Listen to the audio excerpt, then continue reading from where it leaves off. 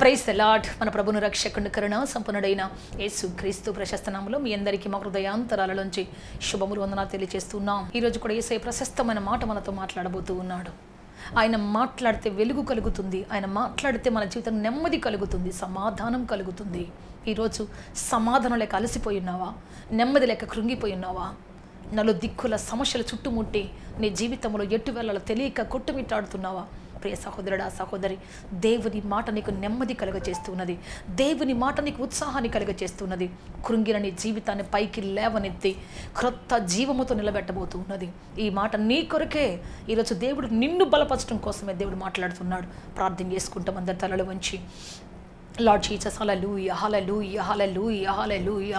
పరిశుద్ధుడా, పరిశుద్ధుడా, పరిశుద్ధుడా, మిమ్మల్ని ఆరాధిస్తున్నాం, స్తుతిస్తున్నాం. మీకు మహిమ ఘనత ప్రభావములు ఆరోపిస్తున్నాం. పరలోకపు తండ్రి దగ్గర రమ్మని మీ కాళ్ళు పట్టుకొని బతిలాడుతున్న సహాయం చేయండి. అద్భుతాలు చేసే దేవుడు మీరేనని, ఆశ్చర్యకాలు చేసే రక్షకుడు మీరని, సమాధాన పరిచే దేవుడు మీరేనని మిమ్మల్ని ఆరాధిస్తాం, స్తుతిస్తున్నాం. మీకు మహిమ ఘనత ప్రభావములు ఆరోపిస్తున్నాం. పరలోకపు తండ్రి, కమ్ హోలీ స్పిరిట్ గాడ్. మీ ప్రజల హృదయాంతరంగముతో మాట్లాడండి. మీ ప్రజలు మీరు లేవనెత్తండి, సంధించండి, బ్రతికించండి ప్రభువా. ఈరోజు ఒక ఉన్నతమైన వాక్కు చేత నిలబెట్టమని తండ్రి నాయన వారి జీవితాల్లో స్థిరపరచమని, కృప చూపించమని యేసుక్రీస్తు శక్తి కలిగిన నామములో అడిగి వేడుకొంచున్నాము తండ్రి. ఆమేన్, ఆమేన్, ఆమేన్, ఆమేన్, ఆమేన్, హల్లెలూయా. బైబిల్ నుంచి ఒక వాక్యం చదువుకోండి. దయచేసి బైబిల్ తీయండి. ఆదికాండం 32:27 మనం చదువుకుంటే ఇక్కడ దేవుడైన యెహోవా యాకోబుతో మాట్లాడుతున్నాడు. నీ పేరేంటి? What's your name? ఆ రాత్రి అంతా పెనుగులాడి నన్ను ఆశీర్వదించు ప్రభువా, నన్ను దీవించు ప్రభువా, నన్ను దీవించు ప్రభువా అంటే దేవుడు అడుగుతున్నాడు, ఏంటి నీ పేరు? ఏ పని చేసి ఏ పేరు సంపాదించుకున్నావు? ఎటువంటి పేరుంది నీ జీవితంలో? ఒక్కసారి నీ నోటితో నువ్వే చెప్పు అన్నాడు. నా పేరు యాకోబు ప్రభువా అని చెప్పేసి తనకున్నటువంటి స్థితిని ఒప్పుకున్నాడు. ఈరోజు దేవుడు నిన్ను అడుగుతున్నాడు, నీ పేరేంటి? నువ్వు కూడా దీవించబడాలని, ఉద్యోగం రావాలని, వ్యాపారం ఆస్వాదించబడాలని, నీ బిడ్డల జీవితాలు అద్భుతం జరగాలని, మంచి వివాహం రావాలని, అప్పులు తీరిపోవాలని, అప్పిల్చి చేయిగా మారాలని చాలా రకాల ఆశలు నీకున్నాయి. అయితే దేవుడు నిన్ను ఆశీర్వదించడానికి ముందు ఒక క్వశ్చన్ అడుగుతున్నాడు, నీ పేరేంటి? What is your name? ఈరోజు ఏం చెప్పగలవు? ఈ రోజున ప్రియ దేవుని బిడ్డ, దేవుడు నిన్ను దీవించాలని అనుకున్నప్పుడు నీ పేరేంటో అడుగుతున్నాడు. ఏం చెప్తావు ఈ రోజున? ఈరోజు మీకు ఒక వ్యక్తిని పరిచయం చేస్తాను. ఆయన తన పేరేంటో చెబుతున్నాడు. మనం చేసే పనిని బట్టి మన పేరు వస్తుంది. మనం కళ్ళబొల్లి మాటలు చెప్పేవాళ్ళం అయితే వీడు కళ్ళబొల్లుడు రా అంటారు కదా. అబద్ధాలు చెప్పేవాళ్ళం అయితే అబ్బా ఈ మనిషి మాట నమ్మనే కూడదు, అసలు ఒట్టి అబద్ధాల కోరు అంటారు. ఎప్పుడు జగడం వేసుకొని తిట్టుకునే వాళ్ళైతే అమ్మో ఆ మనిషి జగడం మామూలుగా అయ్యేది నాయన, ఆ మనిషి నోటికి పోలేము నాయన, జగడగుండి గయ్యాళి అంటాం కదా. మన ప్రవర్తన బట్టి మన జీవితానికి పేరు వస్తుంది. అయితే ఈరోజు మన పేరు ఏంటి ఒకసారి గుర్తు చేసుకుందాం. ఒకవేళ మన పేరు సరి లేకపోతే, మన జీవితం సరి లేకపోతే, మనకు వచ్చే పేరు, మనం సంపాదించుకున్నటువంటి పేరు మన ప్రవర్తన ద్వారా మంచిది కాకపోతే ఈరోజు సరి చేసుకుందాం. ఈ రోజు నుంచి మంచి పేరు పొందుకుంటాం. సో ఈ రోజున దావీదు గురించి ఒక మంచి మాట చెప్పాలి. తన పేరేంటో చెప్తున్నాడు ఆయన. చూద్దాం. కీర్తనల గ్రంథం 39వ అధ్యాయం 1వ వచనం చదువుకుంటాం. నా నాలుకతో పాపము చేయకుండునట్లు నా మార్గములను జాగ్రత్తగా చూచుకొందును. భక్తిహీనులు నా ఎదుట ఉన్నప్పుడు నా నోటికి చిక్కము ఉంచుకొందును అనుకుంటేనే. అంటే ఈయన ఎవరంటే, నేను నిబంధన కలిగిన నాలుక గలవాడను అని చెప్తూ ఉన్నాడు. ప్రైజ్ ది లార్డ్, హల్లెలూయా. నేను నిబంధన కలిగినటువంటి నాలుక కలిగినటువంటి వాడను. ప్రియ దేవుని బిడ్డ, మన నాలుక పాప ప్రపంచం బైబిల్ చెప్తున్నది. యాకోబు పత్రిక చెబుతుంది, నాలుక పాప ప్రపంచం, దీంట్లోనే శాపం ఉంది, దీంట్లోనే ఆశీర్వాదం ఉంది. నువ్వు ఆశీర్వాదానికి నీ నాలుకను వాడుకుంటే నువ్వు ఆశీర్వదించబడుతూ ఉంటావు. శాపం కోసం నీ నాలుకను వాడుకుంటే కొంతకాలం బాగున్నట్టే ఉంటావు, కానీ ఆ తర్వాత శాపాలు నీ చుట్టుముట్టుకుంటాయి. నీ నాలుగు ద్వారా వచ్చిన పాపాలు నేను అలల వలె చుట్టుకుంటాయి, ఉరుల వలె చుట్టుకుంటాయి, ముందుకెళ్ళనివ్వవు. అందుకే ప్రియ దేవుని బిడ్డ, ఈ రోజున ఇటువంటి పాపిష్టి వాటిలో పడకుండా నీ నాలుకను నిబంధనతో చేసుకో. ఈ నాలుకతో స్తుతిస్తే దేవుడు దిగొస్తాడు, ఈ నాలుకతో శపిస్తే సాతాను దిగొస్తాడు. పరలోకం దించాలన్నా, నరకపు తలుపులు తీయాలన్నా నీ నోట్లోనే ఉంది. నువ్వు నోరు తెచ్చి ప్రభుని ఆరాధిస్తే పరలోకం దిగి వస్తుంది, పరలోకం గవిని తెరవబడుతుంది, పరలోకం మహిమ దిగి వస్తుంది. నువ్వు ఇష్టానుసారంగా మాట్లాడడం, ఇచ్చకపు మాటలు, అన్యాయమైన మాటలు, అక్రమమైన మాటలు, భయంకర మాటలు మాట్లాడడం నేర్చుకుంటే నరకం నీ ముందే తెరవబడుతుంది, నరకం నీ ముందే ఓపెన్ అయిపోతుంది. కనుక ప్రియ దేవుని బిడ్డ దేన్ని తెరుస్తావో నీ చేతిలోనే ఉంది, దేన్ని ఓపెన్ చేస్తావో అది నీ ద్వారానే జరుగుతుంది. అందుకే ఈ రోజున మన నాలుకను జాగ్రత్తగా కాపాడుకుందాం. దావీదు అంటున్నాడు, నేను నిబంధన కలిగినటువంటి నాలుక గలవాడను, నేను నిబంధన కలిగినటువంటి నాలుకతో బ్రతుకుతున్నటువంటి వాడను అని చెప్పేసి ఆయన చెప్తూ ఉన్నాడు. నీ పేరేంటయ్యా అంటే నిబంధన కలిగిన నాలుక గలవాడు, నోటికి చిక్కము గలవాడను నేను అని చెప్తూ ఉన్నాడు. ప్రైజ్ లార్డ్, హల్లెలూయా. భక్తిహీనులు కనబడినప్పుడు, భక్తిలో హీనత అంటే అన్యులు కాదు, భక్తిలో హీనత కలిగినటువంటి వాళ్ళు, నమ్మలేనటువంటి వాళ్ళు కనబడినప్పుడు, అన్యాయంగా మాట్లాడేవాళ్ళు కనబడినప్పుడు, ఈర్ష్యతో మాట్లాడేవాళ్ళు కనబడినప్పుడు నా నోటికి చిక్కం పెట్టుకుంటాను, నేను నా నోటికి నిబంధన చేసుకున్నాను. నేను వాళ్ళలాగా మాట్లాడకూడదు, నేను వాళ్ళలాగా ప్రవర్తించకూడదు, వాళ్ళలాగా జవాబు ఇవ్వకూడదు, వాళ్ళలాగా కంటికి కన్ను పంటికి పనులాగా మాట్లాడకూడదు. నువ్వు నన్ను అన్నావు కాబట్టి నేను అంటాను అని చెప్పేసి రివర్స్ గిఫ్ట్ ఇచ్చే వ్యక్తిగా నేను, రిటర్న్ గిఫ్ట్ ఇచ్చే వ్యక్తిలాగా నేను ఉండను. నా నాలుకను స్వాధుపరుచుకుంటాను, నా నాలుకను నిబంధనతో నింపుకుంటాను. ఏమనంటే, ప్రభువా నా నాలుకతో నిన్నే స్తుతిస్తాను ప్రభువా. నేను కాలేజీ చదువుకునేటప్పుడు నాకు డబ్బులు చాలా అవసరం, అందరికీ మనీ ఆర్డర్లు వస్తాయి. నేను ఆ మనీ ఆర్డర్ ఇచ్చి ఆయన అడుగుతా, అన్నా నాకేమైనా వచ్చిందా, అన్నా నాకేమైనా వచ్చిందా, ప్రసన్న పేరు మీద ఏమైనా వచ్చిందంటే ఆయన ఎప్పుడు రాలేదు రాలేదు రాలేదు అని అంటే మా క్లాస్మేట్లు అందరు నవ్వుకునేవాళ్ళు. చివరికి ఒకరోజు విసిగిపోయిన అన్నాడు, అమ్మా ఎవరిస్తారమ్మా నీకు, ఇక నేను పంపాలి, నీకు నేను పంపుతామ్మా, నీ బాధ నేను వినలేను కానీ నేనన్నా ఒక 10 రూపాయలు పంపుతా నీకు అన్నాడు. గుండె పగిలిపోయి ఏడుపు వచ్చేసి నాకు, 10 రూపాయలు పంపించేవాళ్ళు నాకు లేరే అని చెప్పేసి. అందరికీ ఫస్ట్ తారీఖు లోపలే, ఫస్ట్ తారీఖు వచ్చిందంటే అందరికీ మనీ ఆర్డర్స్ వస్తాయి, నాకు ఒక్కదానికే అందరల్తా తీసుకోవడానికి నేను ఒక్కదాన్ని అక్కడ కూర్చొని ఉంటా. ప్రియ దేవుని బిడ్డ, ఆ విధంగా పరిస్థితి ఉన్నప్పుడు ఆ టైంలో నాకు ఒక ఆఫర్ వచ్చింది. ఏంటి అంటే ఆర్కెస్ట్రాలో పాట పాడే ఒక ఆఫర్ వచ్చింది. ఆర్కెస్ట్రా పాట పాడితే నాకు మా మామయ్య తీసుకొని పోతాం అన్నాడు. రోజుకి 500 ఇప్పిస్తాను నీకు, నీ కరువు తీరిపోద్ది, ఒక్క రోజు రా 500 వస్తుంది నీకు సరిపోద్ది అని చెప్పేసి అంటే నేను అబ్బా వెళ్దాం అనుకున్నాను. కానీ ఆ రాత్రి దేవుడు నాతో మాట్లాడిన మాటను బట్టి నిబంధన చేసుకున్నాను. ప్రభువా నా నోటిని నిబంధన చేసుకుంటున్నాను, నాలుకను నిబంధన చేసుకుంటున్నాను. ఎదుటి మనిషిని ఉర్రూతలుగించే పాటలు, ఎదుటి మనుషుల పాపాన్ని రేకెత్తించేటువంటి డబుల్ మీనింగ్ పాటలు, ఎదుటి యవనస్తులు పాడు చేసేటువంటి పాటలు పాడను ప్రభువా. నేను పరిశుద్ధ గీతాలే పాడతాను.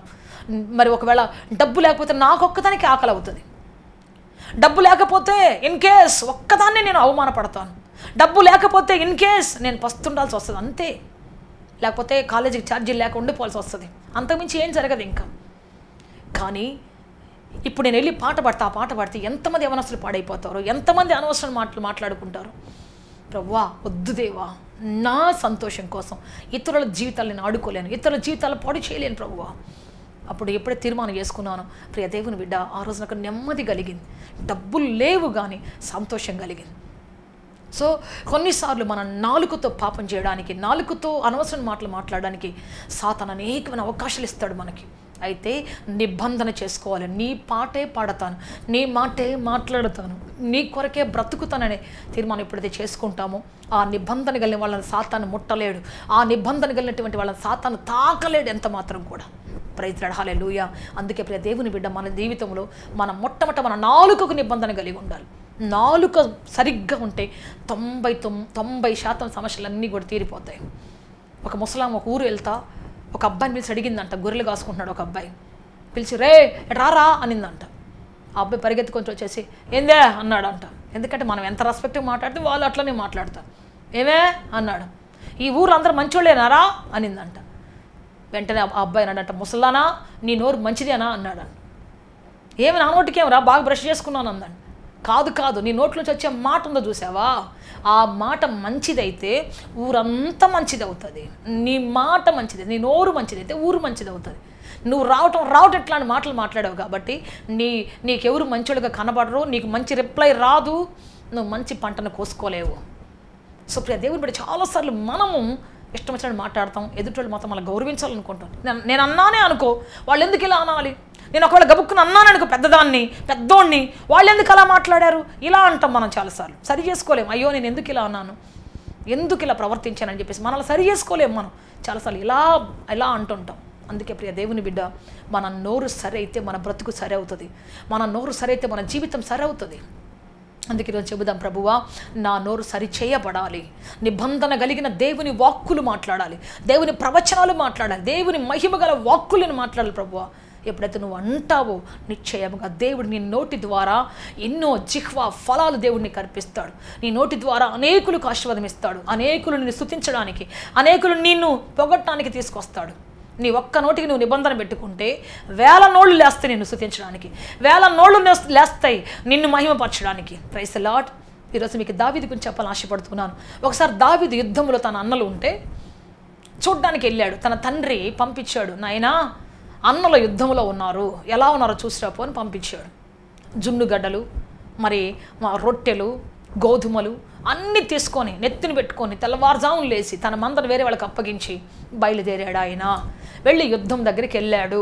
యుద్ధం దగ్గరికి వెళ్ళినప్పుడు ఏం జరుగుతుందో మనం చూద్దాం ఒకసారి. 1 సమూయేలు గ్రంథం 17వ అధ్యాయం 20 నుంచి చదువుకుంటాం. దావీదు ఉదయం లేచి ఒక కాపరికి గొర్రెలను అప్పగించి ఆ వస్తువులను తీసుకొని యెష్షై తనకిచ్చిన ఆజ్ఞ చొప్పున ప్రయాణమైపోయాను. అయితే అతడు కందకమునకు వచ్చినప్పటికీ వారును వీరును పంక్తులు తీరి జయము జయమును అరుచుచు యుద్ధమునకు సాగుచుండిరి. సైన్యమునకు ఎదురై ఇజ్రాయేలులను ఫిలిష్తీయులను యుద్ధ సన్నద్ధులై బయలుదేరుచుండిరి. దావీదు తను తెచ్చిన వస్తువులను సామాగ్రిని కనిపెట్టు వాని వశము చేసి పరుగెత్తిపోయి సైన్యములో చొచ్చి కుశల ప్రశ్నలు తన సహోదరులను అడిగాను. అతడు వారితో మాట్లాడుచుండగా గాతు ఫిలిస్తీయుడైన గోల్యాతు అను శూరుడు ఫిలిస్తీయుల సైన్యంలోంచి వచ్చి పై చెప్పిన మాటలు చొప్పున పలుకగా దావీదు వినెను. ఇజ్రాయేలులు అందరూ ఈ మనుషుని చూసి మిక్కిలి భయపడి వాని ఎదుట నుండి పారిపోగా ఇజ్రాయేలులలో ఒకడు వచ్చుచున్న ఆ మనిషిని చూచితిరే, నిజముగా ఇజ్రాయేలులను తిరస్కరించుటకై వాడు బయలుదేరుచున్నాడు. వారిని చంపిన వానికి రాజు బహుగా ఐశ్వర్యం కలుగచేసి తన కుమార్తెనిచ్చి పెండ్లి చేసి వాని తండ్రి ఇంటి వారిని ఇశ్రాయేలులలో స్వతంత్రులుగా చేయుననగా దావీదు జీవము గల దేవుని సైన్యమును తిరస్కరించుటకు ఈ సున్నతులని ఫిలిస్తీయుడు ఎంతటి వాడు, వాని చంపి ఇజ్రాయేలులో నుండి ఈ నిందను తొలగించిన వానికి బహుమతి ఏమని తన యొద్ద నిలిచిన వారిని అడుగగా. చూడండి దేవుని బిడ్డ, ఇక్కడ యుద్ధం జరుగుతూ ఉంది. అటు సైన్యం ఇటు సైన్యం వస్తూ ఉంది. కరెక్ట్గా ఇతను వెళ్ళిన టైంలో అలా జరుగుతాం.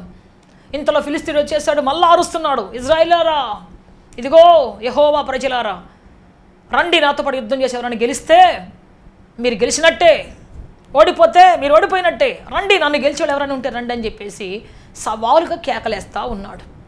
ఆ టైంలో దావీదు హృదయం బాగా మండిపోతుంది. ఎందుకంటే పరిశుద్ధాత్మ పొందిన కొత్తది, పరిశుద్ధాత్మ పొందినటువంటి కొత్తలో బాగా మండిపోతుంది అతని హృదయం.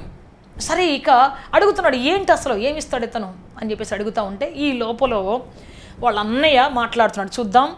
1 సమూయేలు గ్రంథం 17వ అధ్యాయం 28వ వచనం చదువుకుంటాం. అతడు వారితో మాట్లాడుతున్నది అతని పెద్ద అన్నయ్యగు ఎలియాబునకు వినబడగా ఎలియాబునకు దావీదు మీద కోపం వచ్చి అతనితో, నీవిక్కడ ఎందుకు వచ్చితివి? అరణ్యములో ఆ చిన్న గొర్రెల మందను ఎవరి వశము చేసితివి? నీ గర్వమును నీ హృదయపు చెడుతనమును నేను ఎరుగుదును. యుద్ధము చూచుటకే కదా నీ వచ్చితివా? నేను చూడండి ఏం మాట్లాడుతున్నాడు. గర్వం రా నీకు, నీ హృదయపు గర్వం రా, యుద్ధం చూడటానికే కదా వచ్చావు నువ్వు, ఏంట్రా నువ్వు చిన్న గొర్రెల కాపరు, ఆఫ్టర్ ఆల్ ఆ మందను ఎక్కడ పెట్టి వచ్చావురా? ఈ విధంగా మాట్లాడుతున్నాడు. ఇంత పెద్ద సైన్యం ముందు తమ్ముణ్ణి, తన కోసం తన క్షేమం తెలుసుకోవడం కోసం తనకు ఆహారం తీసుకొచ్చినటువంటి తమ్ముణ్ణి ఇష్టం వచ్చినట్టు మాట్లాడుతున్నాడు. కేవలమైనడుగా కీతాగా మాట్లాడుతున్నాడు. నిజంగా అప్పుడు కానీ దావీదుకు కోపం వచ్చి ఉంటే చెప్పండి, ఎందుకంటే అతడు సింహాన్ని చీల్చిన వీరుడు చిన్నప్పుడే, అంత బలాఢ్యుడు ఆయన. వచ్చి ఉంటే ఏం జరిగేది? ఇద్దరు కొట్టుకునేవాళ్ళు అక్కడ. ఏం రా నన్ను ఈ విధంగా మాట్లాడతావా? నేను చూడడానికి వస్తాను, ఇక తీసుకొస్తే నేను నన్ను ఈ విధంగా మాట్లాడతావా? ఎంత తక్కువ చేసి మాట్లాడతావా అని చెప్పేసి ఒకవేళ అన్నీ అక్కడ ఇసిరి కొట్టేసి వెళ్ళిపోయి ఉంటే, ఒకవేళ వాళ్ళ అన్నని ఏమనకుండా ఇసిరి కొట్టేసి వెళ్ళిపోయి ఉంటే అంతే, అతని లైఫ్ అలా ఉండిపోయేది. కానీ అతను ఏం మాట్లాడుతున్నాడు అంటే కష్టకాలంలో చూద్దాం. 1 సమూయేలు 17:29 చదువుకుంటాం.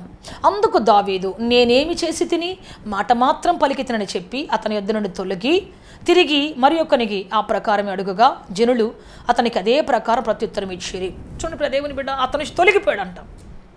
అనవసరమైన మాటలు మాట్లాడుతున్న అన్నయ్య దగ్గరికి తొలగిపోయాడు. తనను సొంత వాడి రక్త సంబంధి తనను గాయపరుస్తుంటే, సొంత రక్త సంబంధి తనను కించపరిచి మాట్లాడుతుంటే ఏడవకుండా, దుఃఖపడకుండా, అలిగిపోకుండా, మరి అన్నయ్య మీద గొడవ వేసుకోకుండా, అన్నా నేను ఏమన్నానన్నా, మాటే అన్నా, ఉట్టి మాటే మాట్లాడానన్నా అని చెప్పేసి చెప్పి అక్కడి నుంచి వెళ్ళిపోయాడంట.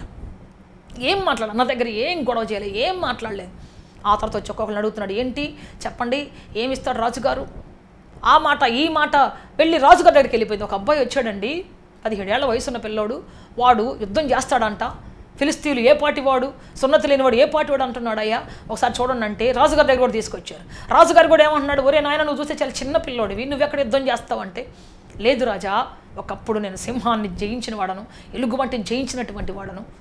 రాజా, నా పక్షాన్ని దేవుడు ఉండి నన్ను గెలిపించాడు ఆ రోజుల్లో, అదే దేవుడు యుద్ధంలో నాకు సాయం చేస్తాడు అంటే ఇక్కడ రాజుగా డిస్కరేజ్ చేస్తున్నా, నువ్వు చెయ్యలేవు, అతను యుద్ధ నైపుణ్యం కలిగినటువంటి వాడు, అతను పరాక్రమం కలిగినటువంటి వాడు, ఇంత అభిషేకం కలిగిన నేనే వాడి ముందు నిలబడలేకపోతున్నాను, ఇంత నైపుణ్యం ఉన్నటువంటి మా సైన్యమే నిలబడలేకపోతుంది, నువ్వు బాలుడివి, యుద్ధము తెలియనటువంటి వాడివి, యుద్ధాన్ని చూడనటువంటి వాడివి, నువ్వెట్లా చేస్తావు అని రాజు అంతటోడే డిస్కరేజ్ చేస్తూ ఉన్నాడు.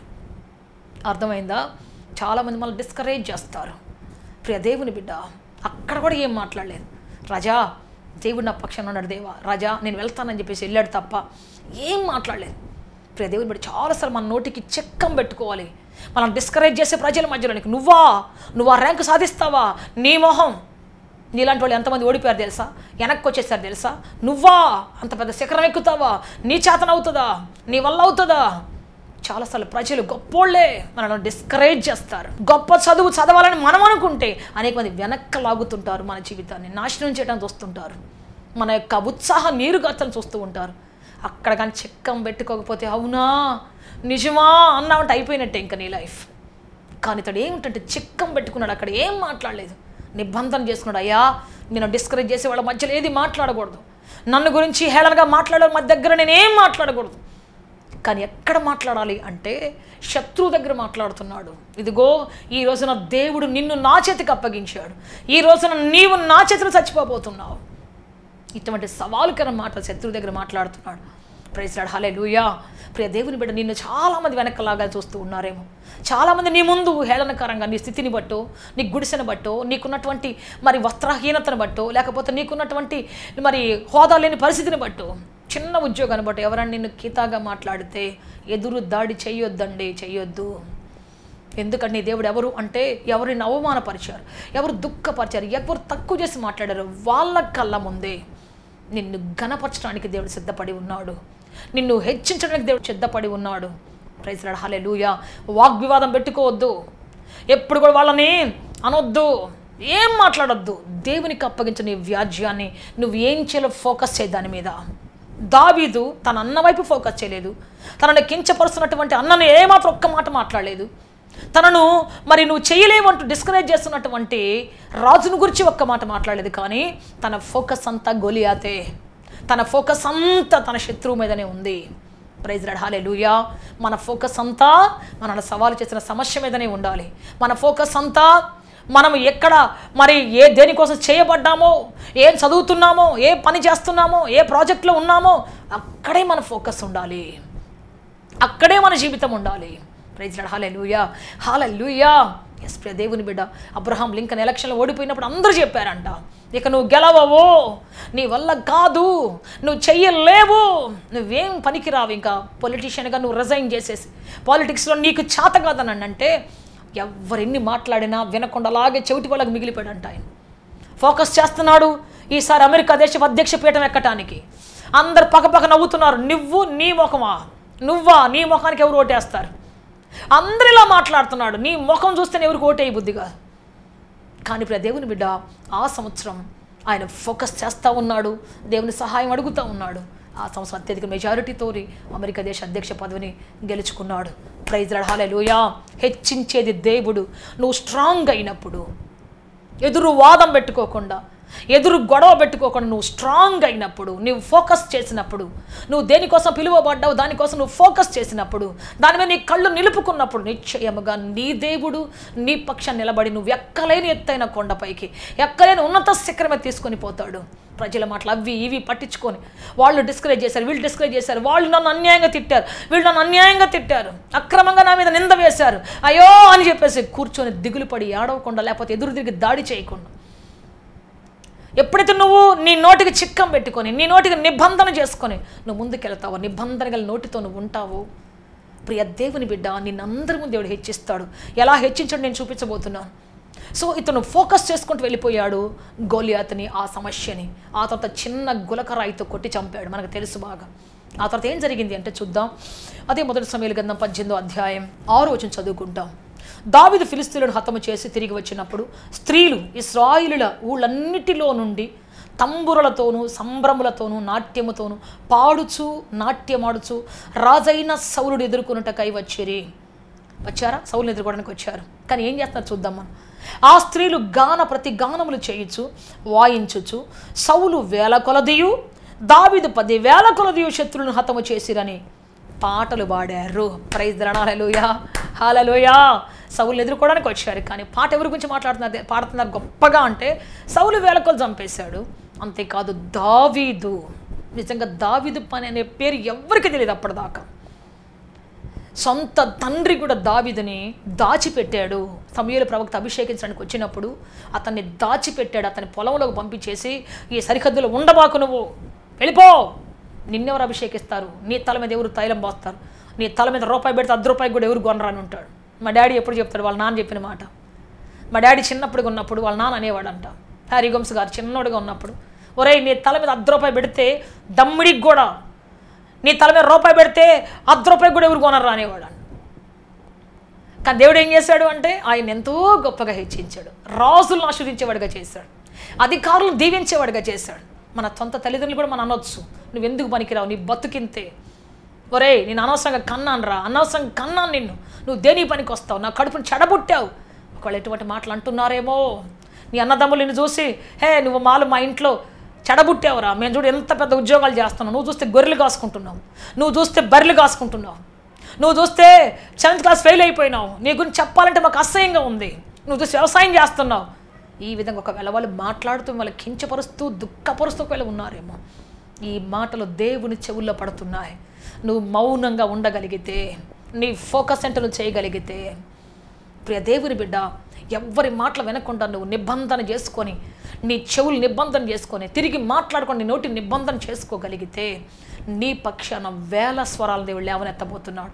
నిన్ను గణపరచడానికి దేవుడు వేలాది స్వరాలు తీసుకొని రాబోతున్నాడు. అద్భుతం చేయబోతున్నాడు, ఆశ్చర్య కార్యము చేయబోతూ ఉన్నాడు.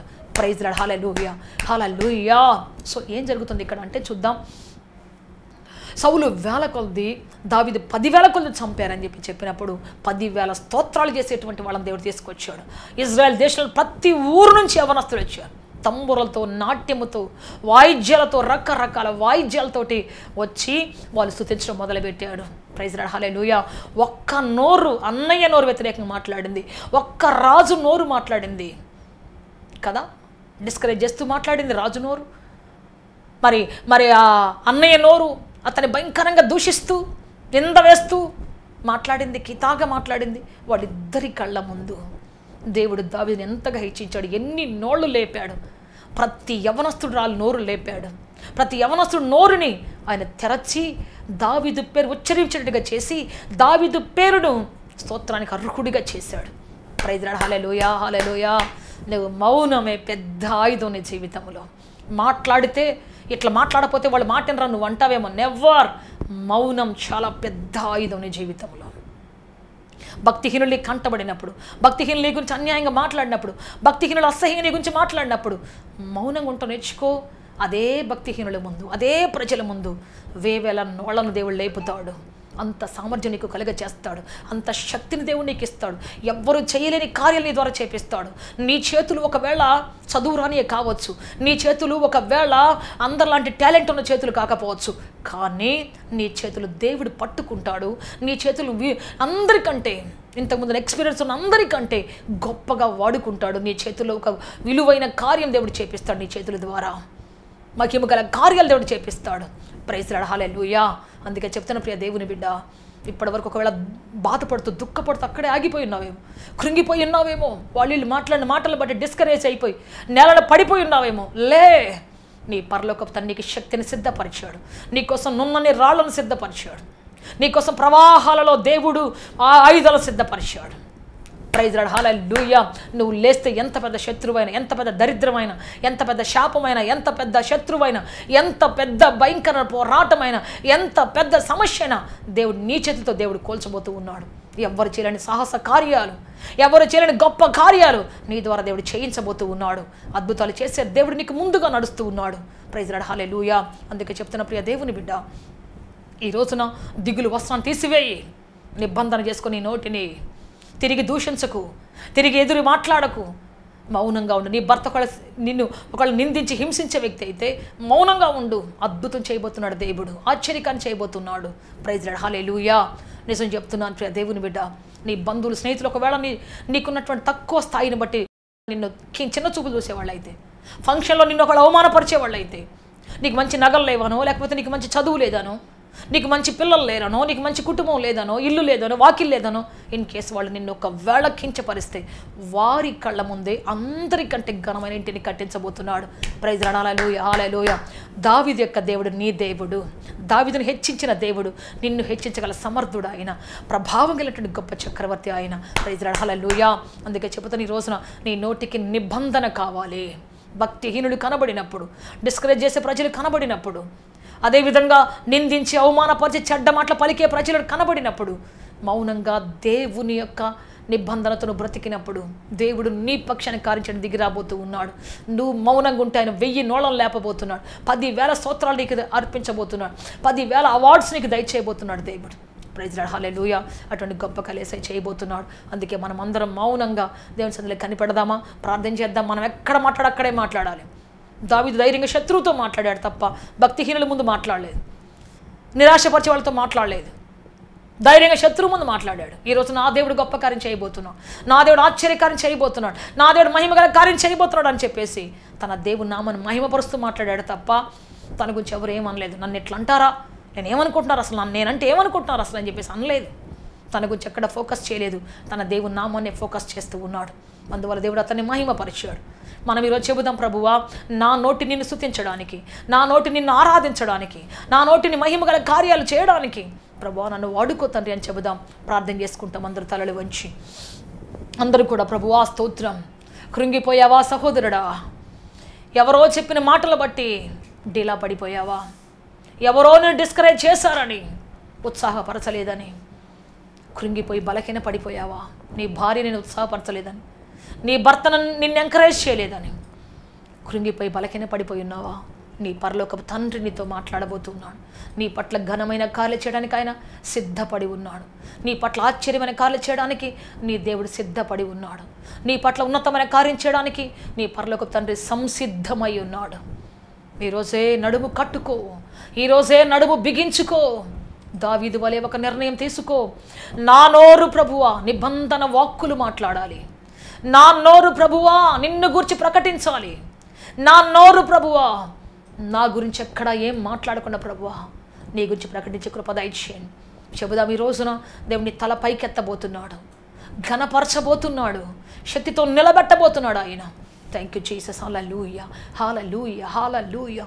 కన్నీరు తుడుచుకో దేవుని బిడ్డ, దుఃఖాన్ని తుడిచివేసుకో. ఈ రోజున పరలోకపు తండ్రి మహిమ నిన్ను ఆవరించబోతున్నది. నీ నిందకు ప్రతిగా, అవమానమునకు ప్రతిగా రెట్టింపు ఘనతను ప్రభు నీకు ఇవ్వబోతున్నాడు. ఎక్కడ తలదించుకున్నావో, ఎక్కడ అవమానపరచబడ్డావో, ఏ ప్రజల మధ్యలో కృంగి కృషించిపోయావో, అక్కడే సరిగ్గా అదే ప్రజల మధ్యలో నీ పరలోకపు తండ్రి తలను పైకెత్తబోతున్నాడు, ఘనపరచబోతున్నాడు, ఆశీర్వదించబోతున్నాడు, ఆయన అద్భుతం చేయబోతున్నాడు. Thank you daddy, thank you daddy, thank you యేసయ్యా. మీకు స్తోత్రాలు చెల్లిస్తున్నాము తండ్రి. పరిశుద్ధుడా రండి నాయన, పరలోకపు తండ్రి దిగి రండి ప్రభువా. మీ కృప తోడిచి నడిపించి బలపడి సహాయం చేయమని, మీరు ఆశీర్వదించి అద్భుతం చేయమని తండ్రి. ఎంతమంది కృంగిపోయారో, బలహీన పడిపోయి ఉన్నారో మీరు లేవనెత్తమని, సంధించమని, ఆదరించమని. నోటి మాట వల్ల కలిగే నొప్పి వల్ల తండ్రి ఎంతమంది ప్రభువా గాయపరచబడుతున్నారో వారిని మీరు గాయాలు కట్టి స్థిరపరిచి నడిపించమని, మీరు అభిషేకించి ఆదరించమని యేసుక్రీస్తు శక్తి కలిగిన నామములు అడిగి వేడుకొంచున్నాము తండ్రి. Amen, amen, amen. May God bless you all. దేవుడు అత్యధికంగా దీవించి ఆస్వాదించి ఉన్నతంగా ఫలభరితంగా మార్చునుగాక, గొప్ప సమాధానం మిమ్మల్ని సమకూర్చి నిలువ పెట్టునుగాక. ఆమేన్, ఆమేన్. సత్యముతో ఆరాధించాలని ఆశిస్తున్నారా? యేసయ్యను గూర్చి మరింత లోతుగా తెలుసుకోవాలని అన్వేషిస్తున్నారా? శ్రమల, వేదనల, గొడ్రాలితనమా, నిరుద్యోగమా, ఓటమియా, సమస్య ఏదైనా జవాబు మాత్రం యేసులోనే. మీ సమస్యలకు కాచుటకు మా ప్రయత్న ద్వారములు ఎల్ల బెడలా తెరవబడే ఉంటాయి. వివరములకు మా చిరునామా హోలీ ప్యారడైజ్, KH వాడ, నవాబ్పేట, నెల్లూరు, ఆంధ్రప్రదేశ్, ఇండియా. మా ఫోన్ నంబర్లు 9247807631 మరియు రండి, మీ పుట్టిన దినములు సమాప్తములగు. ఆమేన్, ఆమేన్, ఆమేన్.